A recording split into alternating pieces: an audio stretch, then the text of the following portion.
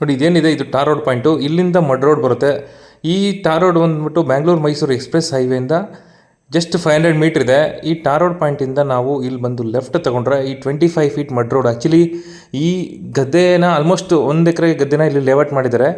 2 ಕುಂಟೆ ಸೈಟ್ ಥರ already revenue site ಥರ ಮಾಡಿಬಿಟ್ಟಿದ್ದಾರೆ. ನೋಡಿ ಆ 25 ಫೀಟ್ ಮಡ್ ರೋಡಲ್ಲಿ 100 ಮೀಟ್ರ್ ಬಂದರೆ ಓವರ್ ಆಲು ನಿಮಗೆ ಸಿಗೋದೆ 36 ಕುಂಟೆ ಗದ್ದೆ ಜಮೀನು.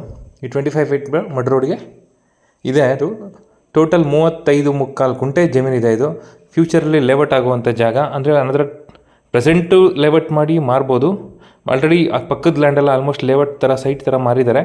ಈ ಜಾಗಕ್ಕೂ ಒಂದು ಸೈಟ್ನ ಇವರು ರೋಡ್ಗೆ ಅಂತಲೇ ಪರ್ಚೇಸ್ ಮಾಡಿದ್ದಾರೆ. ಟೋಟಲ್ 35.25 ಕುಂಟೆ ಜಾಗ ಬರುತ್ತೆ.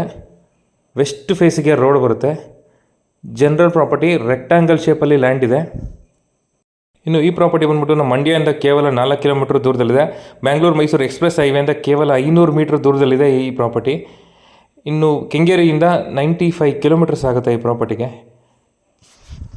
ವಿಲೇಜ್ ಅಟ್ಯಾಚ್ ಅಂತಲೇ ಹೇಳ್ಬೋದು. ವಿಲೇಜಿಂದ ಜಸ್ಟ್ 200 to 300 ಮೀಟರ್ ಮಾತ್ರ ಇದೆ. ಅಕ್ಕಪಕ್ಕದಲ್ಲಿ ಇರೋ ಗದ್ದೆಗಳನ್ನ ಆಲ್ರೆಡಿ ಸೈಟ್ ಮಾಡಿ ಮಾರಿಬಿಟ್ಟಿದ್ದಾರೆ.